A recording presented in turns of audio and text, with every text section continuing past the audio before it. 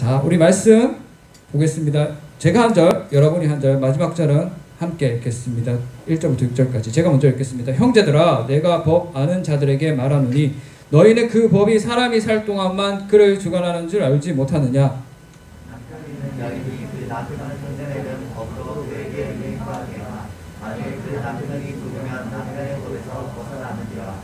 그러므로 만일 그 남편 생전에 다른 남자에게 가면 음녀라. 그러나 만일 남편이 죽으면 그 법에서 자유롭게 되나니 다른 남자에게 갈지라도 음녀가 되지 아니하느니라. 그러므로 내 형제들아, 너희도 그리스도의 몸으로 말미암아 율법에 대하여 죽임을 당하였으니 이는 다른 이이고 죽은 자 가운데서 살아나신 이에게 가서 우리가 하나님을 위하여 열매를 맺게 하려 한다. 우리가 육신에 있을 때에는 율법으로 말미암는 죄의 정욕이 우리 주체 중에 역사하여 우리로 사망을 위하여 열매를 맺게 하였더니 이제는 우리가 얽매였던 것에 대하여 죽었으므로 율법에서 벗어났으니 이러므로 우리가 영의 새로운 것으로 섬길 것이요 율법 조문에 묵은 것으로 아니할지니라. 아멘. 할렐루야. 오늘 전할 말씀의 제목은 산자와 죽은 자입니다.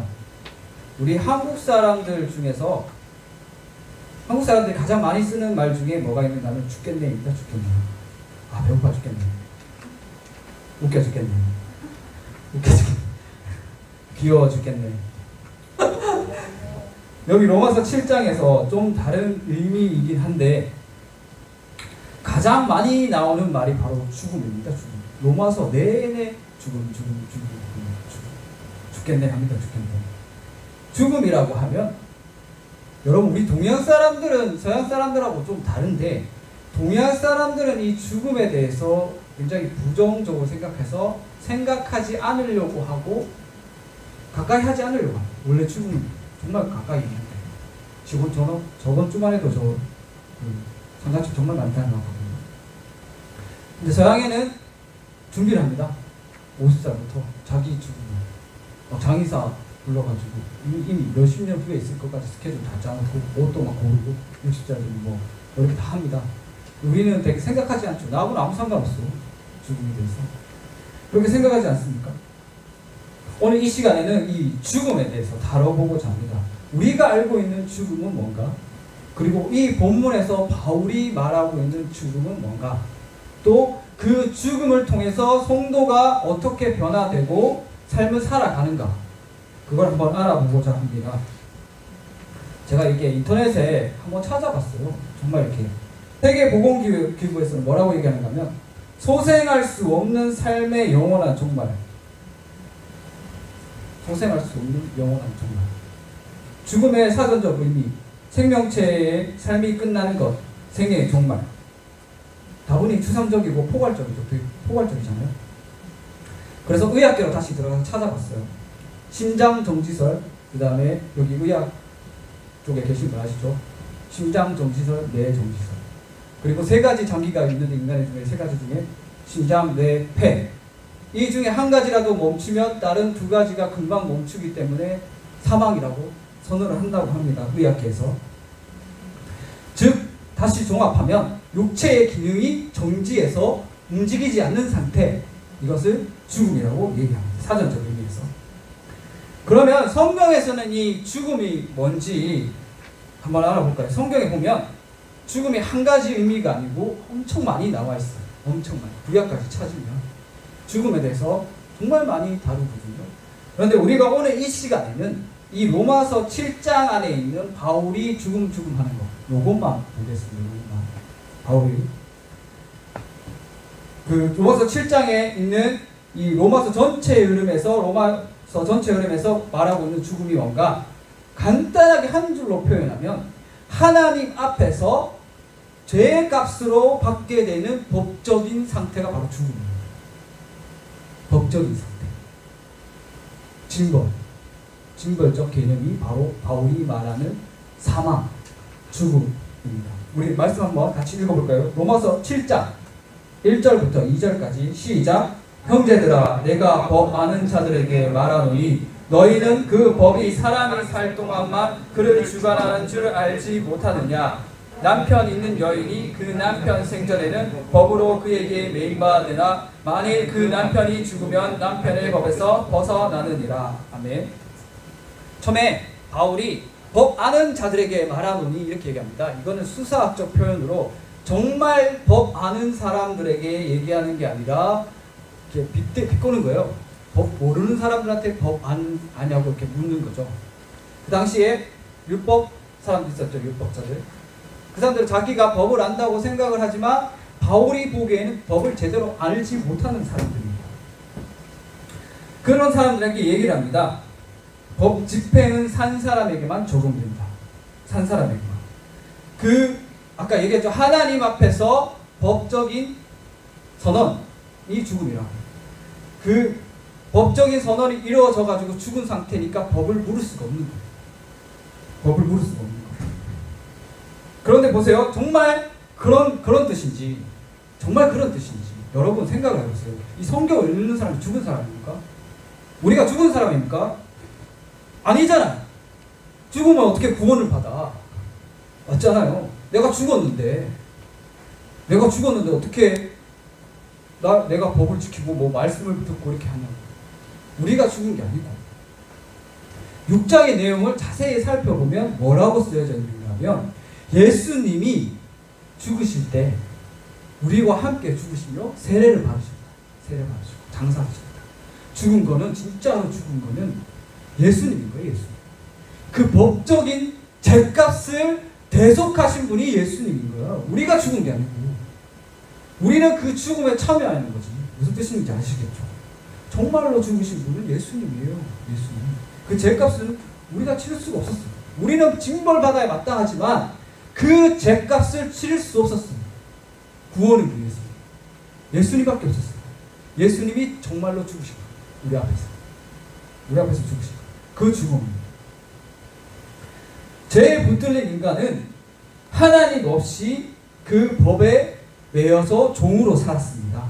어떻게 하는가 하면 하나님이 원래 주신 법은 하나님으로부터 출발해서 하나님한테 가게 돼 있어요.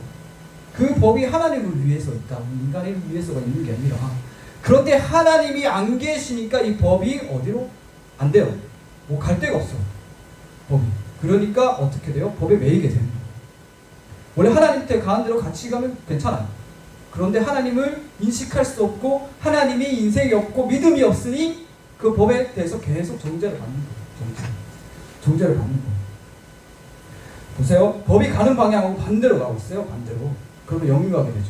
물살이 마주치면 못 가요. 헤엄쳐보셨죠? 바닷가에서. 물살 안 타면 어떻게 되는지. 엄청 힘듭니다. 바다에서 수영하는 거. 연어가 그래서 죽어요. 연어가 거꾸로 올라가잖아요. 강물에서. 거꾸로 올라가니까 죽는 거야. 힘들어서. 그래서 죄를 성경에서 뭐라고 얘기했는가 하면 하마르티아라고 합니다. 벗어나는 거죠. 가야 될 곳에 안 가고 관역을 벗어났다. 죄. 그리고 죄인 거예요. 죄. 하나님 없으니까. 계속 그 하나님의 법을 지키는 것이 억압이 되고 고통이 됩니다. 여기 나와서 예배생활, 신앙생활 하는 게 고통이고 억압이에요. 그런 사람한테 가서 얘기하는 거죠. 연어가 왜 죽은지 알아? 결국 아둥바둥 되다가 연어처럼 죽는 거예요. 너무 힘들어. 교회 생활하는 게 너무 힘들어. 반대로 가고 있다는 거예요. 법하고. 계속 정죄당하는 거죠. 그렇게 힘들게 지키니까 막 공동탑같이 쌓아 올리는 거예요. 신앙생활을. 그러니까 이게 나는 이만큼 이렇게 쌓아 올렸는데 너는 왜 안 해? 정죄하는 거죠. 내가 쌓아 올린 거니까. 정죄하는 거예요. 난 이만큼 쌓아 올렸는데 온전히 자기가 한 거라고. 근데 그런 사람은 이미 법이 가는 방향하고 반대 방향이 서 있기 때문에 하나님한테 등을 돌린 거예요. 이미 정죄당한 상태죠. 하나님한테 등을 돌렸다는 게 이미 정죄당한 상태입니다. 여기에 그 죄값은 6장 마지막 절에도 나와 있듯이 죄의 삭은 사망이에요. 이미 사망이 선언된 법적인 상태. 사망의 상태. 그런 사람은 우리 전부 다 그렇게 가고 있었거든요. 다 치우쳐서 바른 길로 가는 사람 하나도 없다고 갑자기 나오잖아요. 그렇게 가고 있는데 그 앞에 예수님이 나타난 거예요. 막은 거예요. 막은 거예요. 그걸로 가면 다 죽는다. 그걸 막았어요. 그 앞에서 인간은 죽음을 보게 됩니다. 누구의 죽음? 바로 예수의 죽음. 이게 어려운 상황. 예수의 죽음을 보게 됩니다. 은혜 받고 예수가 죽는 걸 봅니다. 강도처럼. 그리고 자기의 사망을 봅니다. 자, 내가 죽어야 돼. 자기가 거꾸로 가고 있었다는 것을 예수를 통해 보게 되는 거예요. 은혜 받은 사람의 특징이죠. 근데 이게 그냥 죽음이 아니고 법적으로 문제 없으신 예수님이 죽으셨다. 여러분 다시 7장 1절로 돌아오셔가지고 우리 말씀 같이 보면서 듣겠습니다. 남편과 아내는 원래 짝이에요. 짝이잖아요. 짝이잖아요. 우리는 누구하고 짝이었는가 하면 죄하고 짝이었습니다. 원래 아담이 범죄하기 전에 완벽한 인간은 하나님하고 짝이었어요. 하나님 상실하고 여기에 뭐가 딴 게 들어온 거야. 텅 비어있는 상태에서. 그걸 계속 갖다 붙여요. 다른 걸. 그게 돈이 되었던, 가족이 되었던, 다른 우상신이든 거기다가 붙이지 말아야 할 것을 붙입니다. 계속 붙입니다. 다른 거 없고 계속 결합을 하는 거죠. 이 안에 우리 안에 다른 걸로 가득 채워놓는 거예요. 이게 짝이라는 거죠. 자, 그럼 어떻게 되죠? 솔로몬의 말에 빗대어 얘기하면 헛된 것이죠. 아무튼 하나님이 없어요. 거기는. 하나님이 없으니까 계속 율법에 정죄당해서 죽는 겁니다. 정죄당해서 죽어요. 고대시대 때 사람 처형하고 고문 줄 때 쓰는 방법이 하나 있는데 뭔가 하면 죽은 시체하고 같이 묶어놔요. 죽은 시체. 그럼 어떻게 되죠? 죽은 시체 썩어 있잖아. 전염돼. 점점 썩어가요. 몸이 고통스럽게. 죽은 시체 썩어 묶어놔요. 막 팔이 끼고 막 칼 감고 그걸 빗대서 바울이 여기다 쓴 거예요. 예수님이 우리하고 같이 묶었다고. 예수님은 죄가 없는데 우리가 썩은 거예요. 우리가 사망. 그걸 묶어가지고 예수님이 같이 있는 거죠. 법적으로 죽은 상태입니다. 법이 이제 그 죄에 대해서 우리한테 물을 책임이 없죠. 그래서 남편의 법에서 벗어났다. 책임을 물을 수 없는 것은 예수님이 그 법에 대해서 죽으셨고 그게 우리를 같이 연합시켜가지고 우리가 그 법에 대한 책임을 안 져도 되게끔 대속하신 거예요. 이게 구원입니다. 십자가의 구원. 십자가의 구원. 그래서 이제 똑바로 가게 되는 거예요. 여러분 그래서 이제 그렇게 예수님 만나고 거듭난 사람들한테 뭐라고 얘기하는가 하면 자유를 얻었다. 진리가 너희를 자유롭게 하리라. 자유를 얻었다 얘기하죠. 근데 여러분 여기서 자유에 대해서 오해하시면 안 돼요. 난 자유야. 나는 이제 법하고 상관이 없어. 나는 이제 내가 자유롭게 하고 싶은 대로 살면 돼. 이거 정말 잘못 알고 있는 거예요. 여러분 생각해 보세요. 죄 짓고 교도소 간 사람이 그 죄값을 다 치르고 출소했어요. 그 다음에 그 자유의 몸이 됐죠. 그 다음에 법으로부터 벗어납니까? 아닙니다. 다시 옵니다. 다시 들어가요. 그래서 우리하고 좀 다른 거는 우리는 예수님 안에 있기 때문에 예수님 안에서 다시 벌을 받게 돼요. 너무 법을 무시하면 안 돼요. 법은 가치가 아닙니다. 예수님이 완성시켰다. 우리가 어디로 갈지 모르는 거예요. 예수님한테 다시 예수님 안에서 우리가 죄를 짓게 되면 그에 합당한 벌을 내리십니다. 지금도 어떻게 되는가 하면 예수님 믿기 전의 상태를 경험하게 해줍니다. 또 고통스럽게. 그러게 인생에 반드시 찾아옵니다. 똑바로 처음부터 끝까지 계속 잘 믿고 가서 세상 천지 없어요. 다윗도 넘어졌는데 그걸 또 당연시 여기지 마세요. 구원 안 받은 사람. 자기 마음대로 살겠다. 나는 이제 죄 지어도 되네. 6장에서 얘기했죠. 은혜 더하게 하는 곳에 내가 죄를 더 지으면 되겠다. 이렇게 생각하는 사람 자체가 이미 자기 상태를 자기가 말하고 있는 거예요. 구원받지 못한 모습. 죄를 더 짓고 싶은 모습. 하나님을 이용하고 싶은 모습. 구원받은 사람이 아니라는 증거죠. 예수님 안에서 이제 벌을 받게 되면 어떤 상태가 되는가 하면 이전과 비슷한 상태를 경험하게 됩니다. 계속 그 법에 눌려있게 되고 이게 여기 교회 오는 게 고통입니다. 뭐 헌금 냈네 만에 계산하기 시작하고 교회 한 달에 몇 번 출석했네 만에 계산하기 시작하고 봉사활동 얼마나 했는가 계산하기 시작합니다. 그러면서 이제 교회에서 뭐라고 요구하는 게 다 나를 힘들게. 청년 때 다들 경험하잖아요. 청년 때.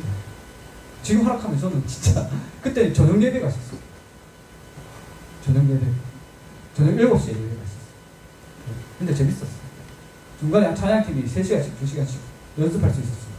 저녁 목사님이, 담임 목사님이 밥 해주고. 너무너무 재밌었어요. 저 빨리 1팀이 돼가지고 기타 하다고 자랑해야지. 나 봐라, 기타 이만큼 잘 쳐. 그 생각밖에 없어서 하나님 화내 어디 있어? 자랑하고 싶었어요. 그런 아주 재밌었어요. 너무 힘들어. 근데 지나고 나니까 나이가 먹을수록 예, 하나님하고 이제 제대로 된 관계가 안 서니까 그렇게 하는 것도 일이 되고 힘이 되더라고. 힘이 들더라고. 교사하는 것도 너무 힘들고 아무도 안 알아주고 집에 가면 완전 녹초가 됩니다. 일요일에 제일 힘들었어요. 주일이. 그게 잘못된 신앙생활이죠. 잘못된 섬김입니다. 하나님하고 관계가 똑바로 서 있어요. 똑바로 같이 나오고 같이 가야 돼. 같이 가야 돼. 사랑은 계산하지 않잖아요. 사랑하면. 계산하면 사랑이 아닌 거예요. 그때. 내가 너한테 밥을 몇 번 샀니? 사랑하는 사람한테. 그러니까 너도 밥 몇 번 사. 이건 이제 헤어져야 되는 거야. 헤어져야 되는 거야. 더 집회 이러고. 예수님은 우리한테 아무것도 바라지 않고 자기를 먼저 찾아오셔가지고 자기 자신을 죽음에 던졌어요. 그래서 우리가 거기에서 법적인 책임이 우리한테 있는 게 아니고 예수님한테 간 거죠. 그걸 우리는 기억해야 돼. 그걸 은혜라고 하는 거예요. 그런데 내 마음대로 살고 하나님의 법을 무시한다. 그러면 그 은혜를 저버리게 됩니다. 배은망덕이란 말이죠. 배은망덕. 아세요? 머리 기억해야 돼. 배은망덕. 은혜를 모르고 사는 거예요. 그러면 그렇게 살면 안 된다는 거죠. 그런데 바울은 이 부정적인 죽음에 대해서 줄곧 부정적으로 얘기하다가 갑자기 전환이 옵니다. 긍정적으로. 말씀 한번 보겠습니다. 로마서 7장 4절. 로마서 7장 4절. 시작. 그러므로 내 형제들아 너희도 그리스도의 몸으로 말미암아 율법에 대하여 죽임을 당하였으니 이는 다른 곧 죽은 자 가운데서 살아나신 이에게 가서 우리가 하나님을 위하여 열매를 맺게 하려 함이라. 아멘. 여기서 죽음은 선한 것을 받기 위한 준비 과정이다 라고 얘기합니다. 선한 것을 받기 위해 우리가 죽어야 된다. 예수 그리스도의 죽음에 참여해야 된다. 그렇게 얘기한 거예요. 선한 것을 하나님한테 나오는 것을 받기 위해서 죽음을 통과해야 된다. 여러분 구약에서 이런 모습이 유비적으로 많이 나타납니다. 어디 가면 출애굽할 때 홍해 바다 갈라지죠. 그 백성들이 거기를 통과하는 거예요. 이건 죽음입니다. 죽음을 통과하는 거예요. 그 죽음을 지나고 나서 그 다치고 나서 대신 누가 죽었죠? 뒤에 따라온 병사들 다 죽었죠. 그리고 방주에서 노아 가족이 타고 이렇게 바닷속에 들어갈 때 이것도 죽음입니다. 하나님 죽음에 참여하는 거. 다 죽었잖아요. 세상에. 다 죽었잖아요. 그런 거예요. 그 죽음을 통과하고 약속된 걸 받는 거예요. 그게 우리가 그렇다는 거예요. 죽음을 통과하고 우리가 세례 받을 때 그걸 생각해요. 이걸 세례라고 부르죠. 신약에 있습니다. 예수님과 죽음과 합하여 6장에 나오죠. 너희가 세례 받은 줄 모르느냐. 6장에 나오죠. 로마서 6장에. 우리가 세례 받을 때 그런 의미를 가지고 있는 거예요. 우리가 교회에서 이렇게 답을 하고 세례 받을 때. 그 다음에 이제 예수님을 제대로 믿고 성령 받은 사람이 살면서 내는 게 있어요. 그게 뭐죠? 바로 성령의 열매입니다. 그게 바로 하나님을 위해서 열매를 맺게 하려 합니다. 그거예요. 성령의 열매. 여러분 아까 처음에 얘기했죠? 법이 잘못 가고 있었다. 우리가 간단합니다. 이 선을 하나 꺼놓고 내가 있고 예수님이 있고 하나님이 있어요. 죄를 뒤집어 쓴 사람은 이게 안 돼요. 그래서 뭘 하든지 간에 다시 돌아가지고 자기한테로 갑니다. 무슨 일이든지. 목적이. 목사로 인정받기 위해서 다른 사람들한테 내가 하는 일을 다른 사람한테 칭찬받고 인정받기 위해서 다시 나한테 오는 게 목적이. 이거는 죄에 뒤집어 쓴 사람의 특징이고 제대로 예수님 믿고 선한 길을 가는 사람의 특징은 뭔가 하면 여기 내가 있고 그 다음에 예수님이 있고 하나님이 있어요. 최종적인 목적은 하나님이 있어요. 하나님을 위해 열매를 맺게 하려 합니다. 성령님은요 하나님께로 끌고 갑니다. 하나님께로. 중간에 물론 시험과 고통과 죄가 있지만 하나님께로 끌고 갑니다. 이걸 기억하세요. 이걸 내가 지금 하고 있는 일이 도대체 누구를 위해서 하는 일인가? 왜 이것을 하는 일인가? 끊임없이 고민해야 됩니다. 교회에서 섬기시는 분들이. 이건 목사님들도 많이 놓치는 게 많거든요. 일하다 보면 일에 치여가지고 그리고 여러 막 경쟁하다 보니까 경쟁이란 말이 좀 그렇긴 한데 이게 잠깐 착각할 때가 있어요. 회사하고 교회하고 헷갈려가지고 일이 너무 많다고 누구를 위해서 이 일을 하는지. 원래 성령님은 그렇게 하나님을 위해서, 여기도 말씀에도 나오잖아요. 하나님을 위해서 열매를 맺게 하라. 이 하나님의 열매는 어떠한 것들이 있는지 우리 말씀 보도록 하겠습니다. 말씀 갈라디아서 5장 22절부터 23절까지 말씀입니다. 함께 읽겠습니다. 시작. 오직 성령의 열매는 사랑과 희락과 화평과 오래 참과 자비와 양성과 충성과 온유와 절제니 이 같은 것을 금지할 법이 없느니라. 아멘. 성령께서 맺으시는 열매입니다. 23절 마지막 말씀이 정말 중요합니다. 뭐라고 얘기하냐면 금지할 법이 없느니라. 아까 얘기했죠. 법이 가는 방향으로 같이 가는 거예요. 법이 가는 방향으로 같이 가니까 이렇게 얘기하는 거예요. 이 같은 것을 금지할 법이 없는, 법이 아무도 안 막는다고. 왜? 하나님이 끌고 가시니까. 하나님이 끌고 가시니까. 이 같은 것을 금지할 법이 없는 거예요. 막을 턱이 있습니까? 예수님부터 시작되는 길인데 그 길이 원래 하나님이 정했으니까 우리는 원래 못 갔어요. 예수님이 길을 내시고 우리를 끌고 가시는 거죠. 지금도 이게 안 되는 사람들은 죄에 뒤집어져갖고 어떻게 하는가 하면 하나님이 있을 자리에 자기가 앉아 있고 모든 것을 판단하고 계산합니다. 우리 머릿속에 회례가 그렇게 되어 있어요. 모든 것을 판단하고 계산하게 되어 있어요. 여러분 조심하세요. 자기한테 쏘면 안 돼.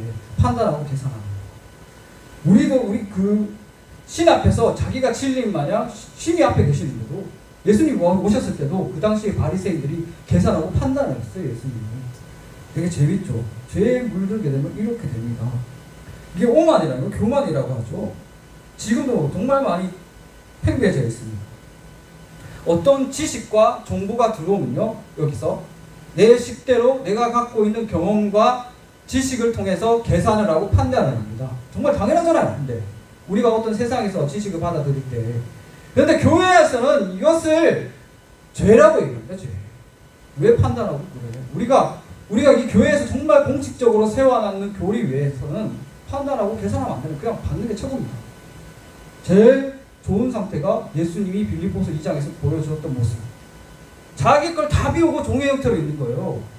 계산하고 판단하지 않습니다. 종의 형태는 그냥 들어온 대로 움직이는 거지. 예수님이 그런 상태예요. 의리다 사이비가 아닌 이상, 예수를 하나님이 아니라고 그런 이상한 글이 있잖아요. 우리가 하나님 안에 길은 다 세워놨어요. 법으로. 그 법에 벗어나지 않는 이상은 머릿속에 계산하고 판단하면 안 된다는 거예요. 근데 우리 이거 안 됩니다. 원래 세로가 그렇게 생겨먹었기 때문에. 그래서 훈련이 필요한 거예요. 훈련이. 하나님 만나는 게 필요하고 날마다 하나님 말씀 가지고 삶에서 살아내는 게 그만큼 중요하다. 왜냐하면 우리 회로는 신 앞에서 신행세하는 그런 회로로 짜져 있기 때문에. 그래서 선교사님도 훈련 받을 때 그런 훈련을 많이 하세요. 즉각적으로 그냥 순종하는 훈련. 그래서 우리 머릿속은 계산하고 판단하는 건 투성이라는 거죠.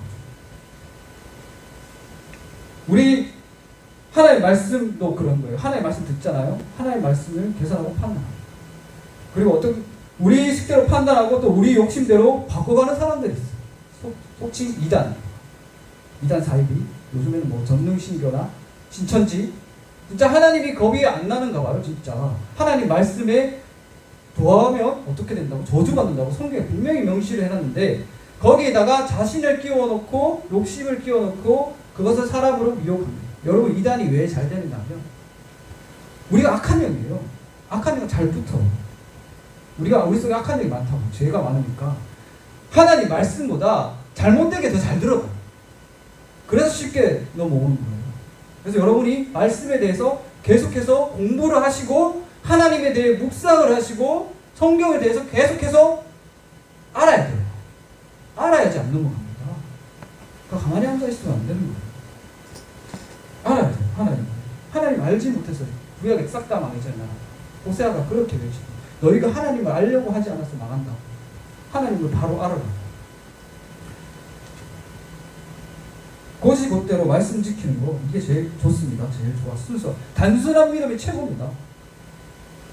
그런데 우리는 이 하나님의 말씀에 대해서 지킬 능력이 없어요. 그럼 해보세요. 한번 해봐. 얼마나 오래 지킬 수 있는지. 안 돼요. 그래서 하나님 하나님께서 성령을 주신 거예요. 성령님이 지키게 합니다. 성령님한테 나를 맡기는 거예요. 나를. 그러니까 나는 시체가 있는 거죠. 시체가. 그러니까 나는 하나님한테 던지는 거죠. 그러면 성령님께서 나를 붙들고 그 말씀을 지킬 능력을 주시면서 같이 나갑니다. 같이. 그게 성도의 삶입니다. 그런데 있잖아요. 이제 사망이 팽배하고 하나님하고 가로막히고 죽음을 이제 맞이하고 있는 사람들. 특히나 이 죽음이 무서운 것은 자기가 이 죽음의 선언이 떨어졌다는 것도 모른 채 그렇게 산다는 게 무섭죠. 그걸 예레미야서에서도 또 나오는데 7장 27절 말씀. 제가 읽어드리도록 하겠습니다. 내가 그들에게 이 모든 말을 할지라도 그들이 너에게 순종하지 아니할 것이요 네가 그들을 불러도 그들이 네게 대답하지 아니하리니. 하나님 말씀이 안 들리고 불러도 대답을 안 합니다. 반응이 없어요. 하나님 말씀 앞에서 반응이 없어요. 이 당시 나라 전체가 그런 거야. 예레미야 선지자가 와서 하나님 말씀을 들어야 합니다. 그러니까 뺨 때리고 감옥에 가두고 침 뱉고 자고 있는 사람 깨워 또 때리고. 예레미야가 그렇게 했거든요. 그 당시에 예레미야 말고도 다른 선지자가 있었는데 그 사람들은 가짜 선지자라서 거기서 고위층들한테 듣기 좋은 말 말했어요. 아닙니다. 하나님이 그러실 리 없습니다. 우리나라 지켜줄 겁니다. 아닌데 하나님은 예레미야 시켜가지고 투항하라고 얘기했는데 바벨론에게. 그렇게 사람들 자기 귀에 듣기 좋은 말만 계속했어요. 그러니까 어떻게 됐죠? 싹 다 잡혀갔어요. 싹 다. 왕은 눈 뽑혀갖고 끌려가고. 하나님 말이 안 들리는 거예요. 하나님 말이. 여러분 예수 믿는 사람 특징이 뭔가 하면 하나님 말이 들립니다. 하나님 말이 들려서 이 마음에서 그 말이 기억되고 그 말씀을 통해서 이제 삶에서 영향력이 미쳐지는 거예요. 말씀이. 내가 말씀을 다 지켜내지 못하더라도 최소한 그 말씀에 대해서 죄책감에도 가십니다. 이 말씀 여기 있으니까 나는 그렇게 하지 못합니다. 결국 망했죠. 저는 하나님 말을 못 들어가지고 지도상에서 아예 지워졌어요. 유대라는 나라가 지도상에서 사망을 경험한 겁니다. 사망, 나라 전체가 사망 잡혀갔어요. 그들이 바벨론 포로로 잡혀갔을 때 에스겔이라는 선지자가 나옵니다. 여러분 에스겔 하면 가장 많이 떠오르는 장면이 있죠. 그죠? 네크로맨서처럼 뼈 일으키는 거, 메마른 뼈 일으키는 거. 네크로맨서 몰라요? 나만 압니다. 얼마 전에 방법 영화 볼 수 있으면 방법에 나오잖아. 시체들 일으키는 거. 주술로 시체들 막 일으키는 거. 에스겔이 동굴에 들어갔고 하나님이 내 말을 저 뼈들에게 대어나라 이렇게 합니다. 에스겔한테. 이상하잖아요. 죽었는데 시체인데 시체가 무슨 말을 들어. 말 못 듣잖아.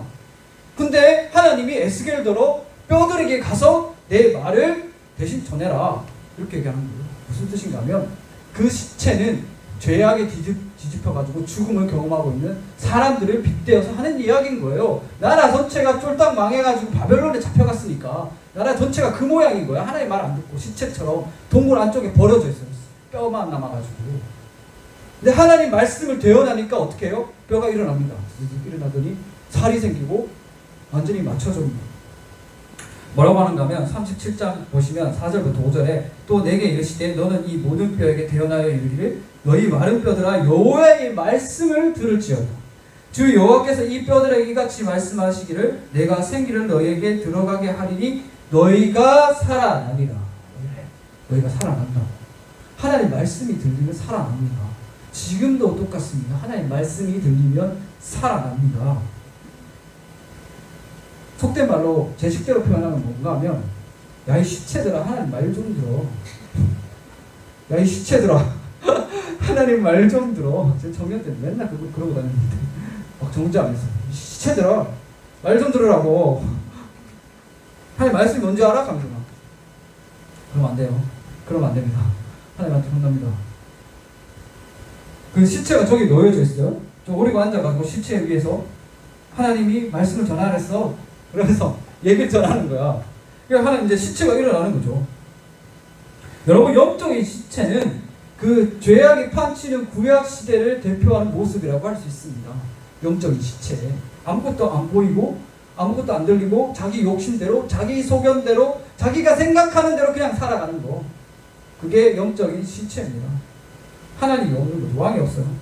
여러분 잘 생각해 보세요. 지금 내가 누구 말 따라 살아가고 있는지, 내 생각대로 살아가고 있는지, 진짜로 자기한테 내 생각대로 살아가고 있는지, 아니면 여기 하나님 말씀대로 살아가고 있는지 알 수 있잖아요. 알아야 됩니다.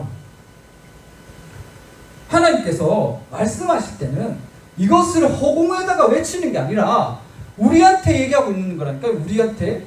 근데 우리가 안 들어. 내가 하고 싶은 게 많고 내가 길을 막고 있어요. 죄를 가득 채워가지고 길을 막고 있는. 하나님이 허공에 대고 아무도 없는 존재에다가 그 옛날 다 죽은 사람들한테 하는 얘기가 아니고 지금 우리한테 말씀하고 계시는데 우리한테 안 들린다는 거는 우리가 영적인 시체가 되어 있다는 거예요. 영적인 시체가. 나하고 아무 상관이 없는 거야. 하나님하고 법적으로 정죄당해가지고 지금 사망의 길로 가고 있다는 거죠. 이 사망의 길로 가고 있는 이 특징이 뭔가 하면 우리 이 세상에 우리 기독교 빼고 모든 종교가 인간을 위해서 만들어진 종교입니다. 인간이 최고의 목적이야. 나를 숭배해라. 너희 신들도 나를 숭배해라.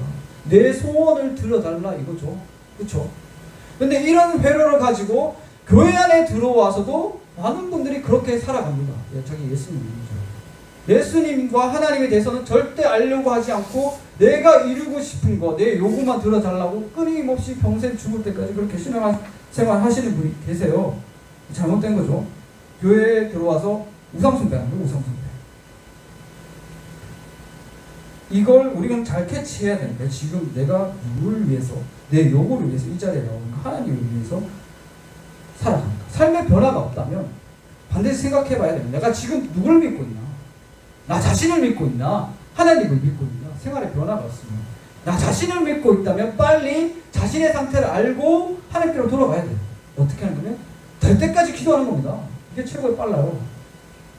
금식기도를 이럴 때 하는 거예요. 금식기도는 뭐 수능 볼 때 이럴 때 하는 게 아니고 하나님을 만날 수 없을 때 하는 거예요. 금식기도. 옛날에는 위기만 닥치면 옷 찢고 다 금식기도 했습니다. 하나님 이걸 들어달라고. 하나님 아니면 안 된다. 자기 유익을 위해서 가는 거예요. 하나님을 만나기 위해서. 에스겔이 하나님의 말씀을 대언하자 메마른 뼈들에게 살이 붙습니다. 죽어서 버려졌던 자들. 시체가 무엇을 하겠어요? 동굴 곁에 이렇게 구석에 처박혀 있었는데 아무것도 못합니다. 그런데 하나님의 말씀을 전달하자 일어납니다. 여러분, 하나님 말씀은 세상을 창조한 원리입니다. 하나님 말씀은 세상을 창조했어요. 그래서 그것을 받는 사람은 이 안에 새 창조가 일어납니다. 새 창조. 하나님 말씀이 들어와서 바꿔버려요. 다 바꿔버려요. 그래서 이 옛날 사도들은 자기 목숨을 걸고 이 하나님의 말씀을 그 사망의 그늘에 있는 사람들한테 전달하려고 애를 쓴 거예요. 살려려고. 하나님께서, 예수님께서도 올라가시면서 명하시지 않았습니까? 전달하라. 복음을 전하라. 사망의 그늘에 있는 사람들한테. 죽어있는 자들이 일어나려면 주의 말씀이 전달되어야 한다는 것입니다. 교회 어르신들이 옛날에 흔히들 하는 말씀이 말씀이 들리는구나. 너 복 받았네. 이런 소리 들어봤죠? 그게 돼야 됩니다. 주의 말씀이 들립니다. 하나님이 하신 말씀이라는 걸 알아먹는 거. 이게 지금 인생 최고예요. 복음입니다. 인생 최고예요. 여러분, 이거 여러분한테 정말 중요합니다. 말씀도 출발이 있고 도착점이 있다는 거. 예수님에서 하나님. 아까 얘기했죠? 찬양도, 찬양할 때도 여러분 똑같아요. 출발이 뭔가. 여기서 출발해가지고 하나님한테 가는 거. 찬양. 기도도 내가 내받는 내용이 하나님한테 간다. 하나님 듣는 거야. 말씀도 하나님한테서 나와서 하나님한테 간다.